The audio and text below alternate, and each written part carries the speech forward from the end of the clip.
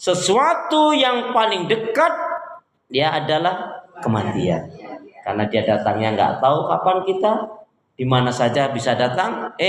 Ada yang lagi berjoget-joget mati, ada juga yang lagi khutbah kan, seperti Ustadz Yahya Waloni itu kan. Coba.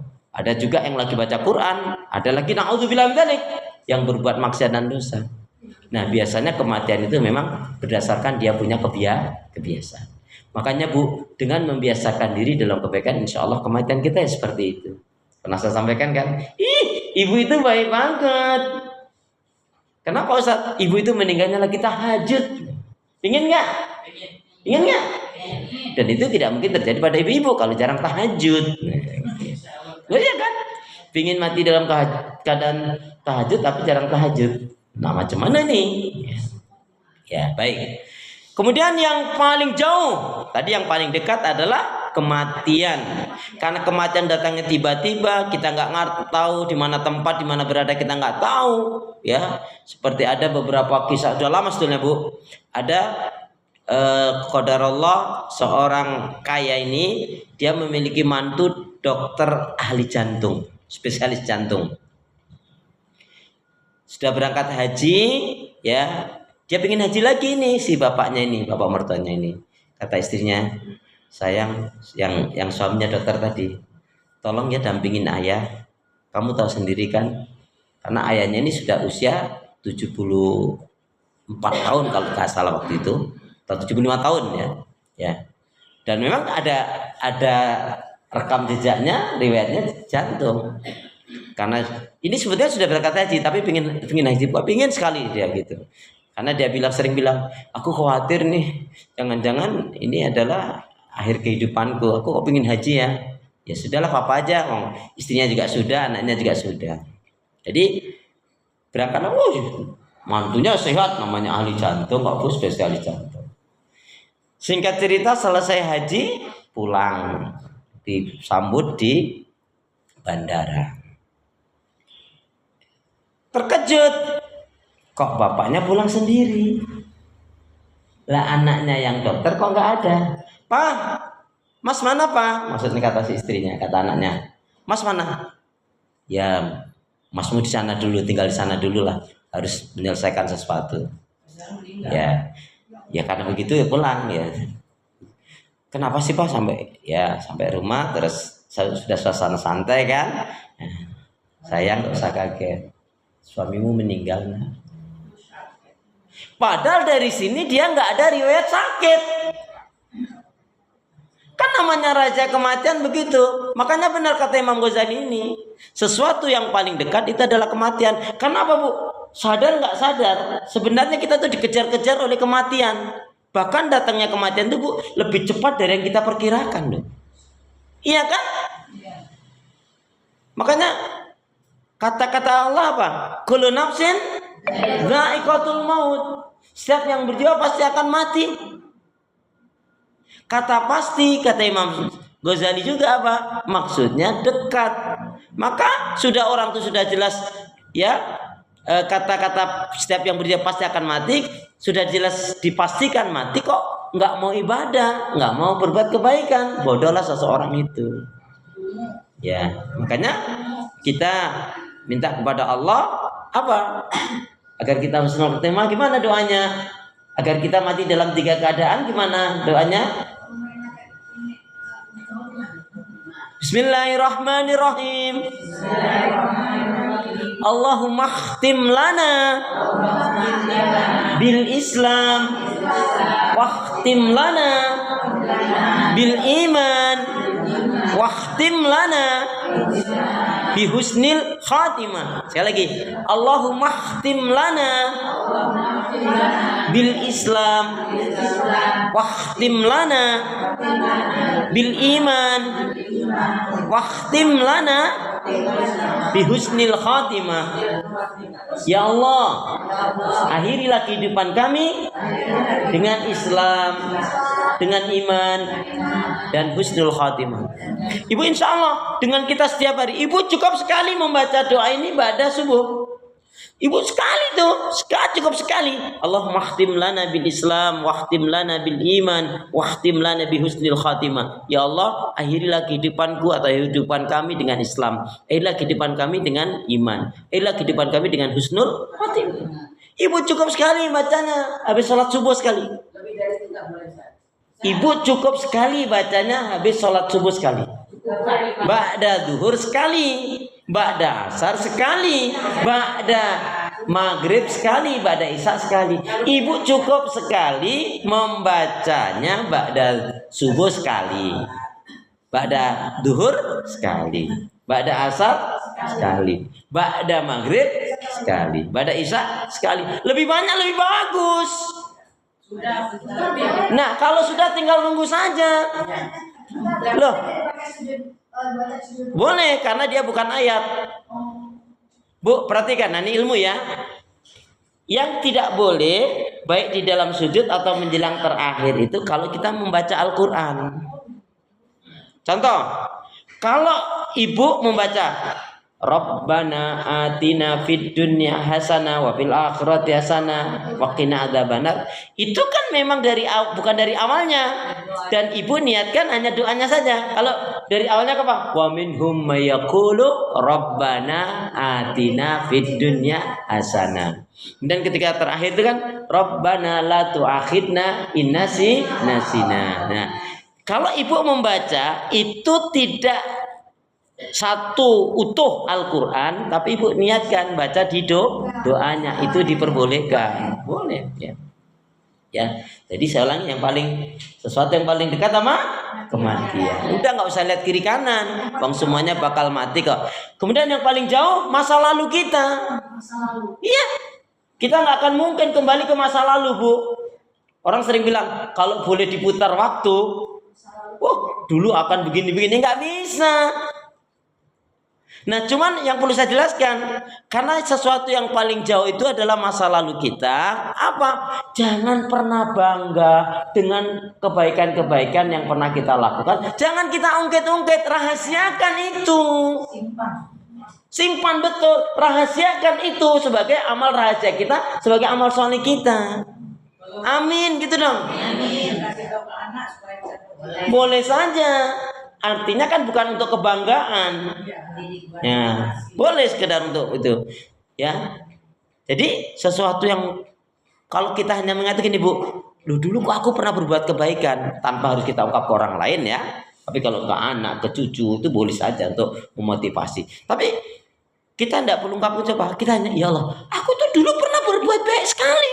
Aku dulu nggak sayang infak sedekah banyak. Kok sekarang kok naudzubillah min dzalik, kok aku kok hitung-hitungan misalkan. Loh, dulu aku tuh kalau tahajud, masya Allah, itu kalau sebelum 11 rakaat aku sedih ya kan. Kok sekarang kok jarang misalkan. Aku dulu tuh baca Quran banyak. Kok sekarang jarang? Nah, kan itu kan kita perlu. Nah, kalau sesuatu yang dulu tuh kita ingat baik-baik, tumbuhkan lagi, bangkitkan lagi, teruskan lagi. Tapi Bu, kalau itu yang buruk jangan pernah kita ingat-ingat untuk apalagi mengulangi. Cukup tutup buku. Bengkulu, Semarang. Boleh, itu kan satu kebaikan. Artinya yang tidak boleh keburukan yang itu kita ingat terus kita mau ngulangin lagi. Gini, dulu aku waktu melakukan itu nggak ada yang tahu, aman-aman aja. Nah itu kan namanya tertipu oleh bisikan setan. Jadi sesuatu yang paling jahat adalah masa lalu kita. Makanya Bu, kalau kita masa lalu pernah berbuat kebaikan, rahasiakan, simpan betul, jangan kita ungkit-ungkit, jangan bangga. Ya, nggak, kalau bangga nggak riak kan dipamerkan orang lain. Wah gue lagi, nggak perlu gitu juga. Kemudian yang paling, nah ini Bu, apa ini? Ya, yang paling apa ini sekarang? Yang paling berat apa? Yang paling berat itu adalah memegang amanah, menunaikan amanah. Ada yang menambahkan dan istiqomah. Memang berat kan? Ya. Memegang amanah dan istiqomah berat nggak? Berat tuh, istiqomah itu nggak gampang Bu, berat. Yang paling berat ya itu adalah memegang amanah atau menunaikan amanah. Ada yang menambahkan dan juga dengan istiqomah. Jadi kalau ditambahkan berarti apa yang paling berat? amanah dan istiqomah. Bu, padahal kalau kita itu bisa istiqomah, ya seperti ada ibu-ibu gini, ibu itu contohnya Bu Putri salah satunya ya, kok fisiknya masih kuat karena memang dari mudanya mungkin sudah terlatih baik, ya terlatih tahajud, terlatih baca Quran, ya terlatih puasa, ya terlatih, sehingga kebaikan itu ringan. Ya, coba ada orang yang mana Bu ya, usia padahal masih kelihatan sebetulnya muda, tapi udah kelihatan tua boros karena banyak salah dosanya, banyak ngerumpi, ngegibah, ngegosipnya, banyak nyakitin anak mertuanya, suka ngungkit-ngungkit. Nah, naudzubillah min kalau suka marah-marah. Pokoknya nggak baik nah. Naudzubillah min. Boros hidupnya kalau gitu, ya. Nah, kemudian yang paling besar, yang paling besar apa? Yang paling besar nafsu. Nafsu itu dahsyat loh Bu, menghancurkan segalanya. Dan nafsu itu tidak ada batasnya. Kalau diikuti. Loh iya, namanya nekannya. Karena kalau hawa nafsu itu mesti buruk. Ya, kalau namanya hawa nafsu selalu dikaitkan dengan kerakusan, kusra. Tahu kusra kan? Rakus. Nafsu itu turutin. Bahkan kata Nabi apa? Kalau ada orang sudah minta 1 emas dari gunung, sudah dikasih, minta yang kedua dia. Terus maunya terus, dan dia baru mau selesai kalau memakan tanah atau dimakan tanah. Maknanya mati.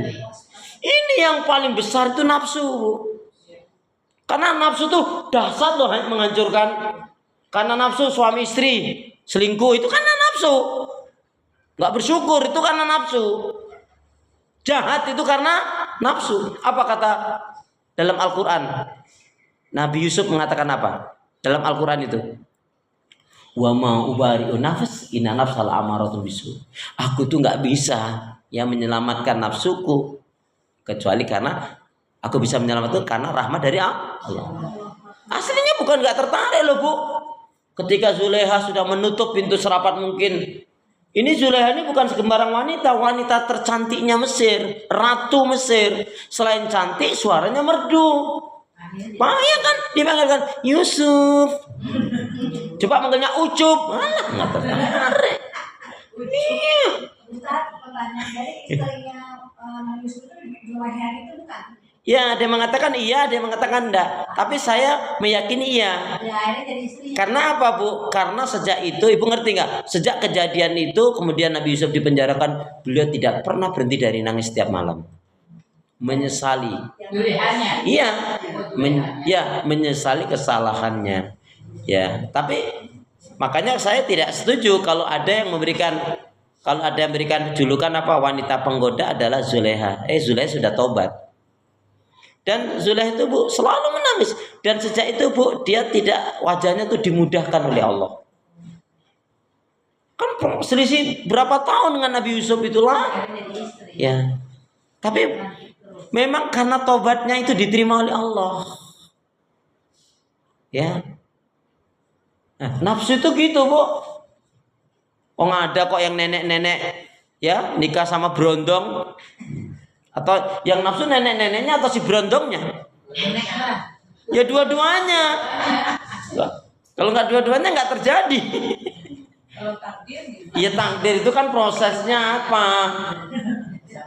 Bu, kalau nanti bilang-bilang gitu salah memahami gitu. Ada yang pegang buku kamsing, itu pegang abang dompet langsung diambil, takdir gitu. Nggak gitu juga kan? Nih ya. Jadi Bu, yang paling besar itu adalah nafsu. Sebab nafsu itu daya dasarnya menghancurkan. Sudah nggak jadi pemimpin aja masih rakus saja. Pokoknya anakku harus jadi. Itu karena nafsu, kekuasaan. Ya. Harus gimana caranya? Tabrak sana, tabrak sini. Nauzubillah min. Itu kan ada di TikTok. Iya, nggak harus di TikTok, di Toktik juga ada kali ini. Enggak juga sih. Baik, ya tahu juga, masa nggak gitu aja sih. Ya kemudian, ya kali. Yuk, yang kemudian, halo. Yang paling ringan apa? Yang paling ringan. Kalau tadi kan yang paling bukan, yang paling besar tadi. Yang paling besar adalah nafsu, racun, daya. Kalau yang paling berat tadi kan memegang amanah dan istiqomah. Yang paling ringan apa? Yang paling ringan apa? Apa Ustaz? Yang paling ringan apa? Ustaz aja. Yang paling ringan adalah maksiat dan dosa, mengabaikan sholat. Ya ringan lah, apa susahnya maksiat? Tapi dosa kan Ustaz. Coba ibu, cenderungnya orang diajak kebaikan dengan gak baik cenderung mana? Nah, lebih ringan dia. Neraka itu mahal kan? Zina, mencuri, judi semua pakai uang kan? Itu aja dia lakonin. Ya enggak? Ringan, tapi giliran untuk pengajian, ya, untuk kebaikan berat kan? Ya, jadi yang paling ringan itu melakukan kemaksiatan dan dosa apa? Gibang rumpi ngegosip, Bu, buktinya banyak yang rumpi ngegosip atau banyak yang zikir? Zikirnya sama ngobrolnya lama mana?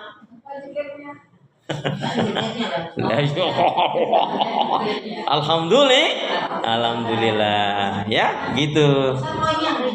Ya ringan, maksiat itu ringan. Artinya ringan itu gampang melakukan itu loh Bu. Apa sih?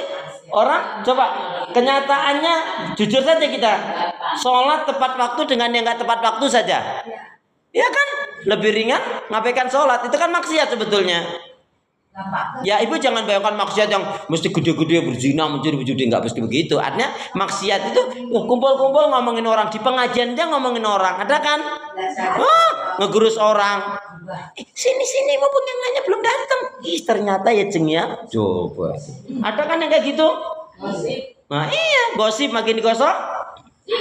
Tuh kan malah cepet banget jawabnya. Ya, nauzubillah min dzalik.